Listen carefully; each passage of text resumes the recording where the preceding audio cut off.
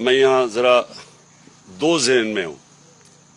नवाज शरीफ को इलेक्शन सिर्फ तब लड़ सकता है कि उसकी चोरी माफ कर दी जाए।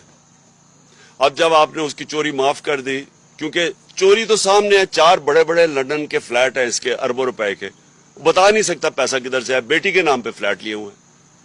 इससे बड़ा क्या, यानी सबूत क्या चाहिए आपको? वो तस्लीम कर रहा है कि हाँ ये हमारे फ्लैट है, और वो तस्लीम भी तब किया जब पैनामा के अंदर इंकशाफ हुआ। उससे पहले नहीं मानते थे, उससे पहले तो कहते थे लंदन तो छोड़ो, पाकिस्तान में भी कोई प्रॉपर्टी नहीं है। तो जब पकड़े गए उसके बाद उन्होंने तस्लीम किया। अभी तक नहीं बता सके कि वो पैसा किधर से आया। अब आप उस आदमी को चले, एक मुजरिम को आप कहते हैं कि इलेक्शन लड़ने दो।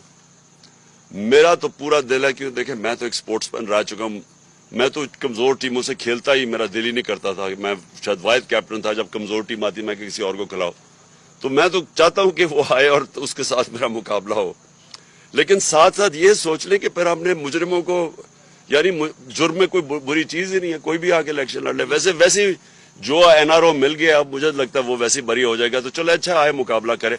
लेकिन वो इतना डरपोक आदमी है, वो तब तक नहीं मैच खेलता था जब तक उसका अपना अंपायर खड़ा ना हो।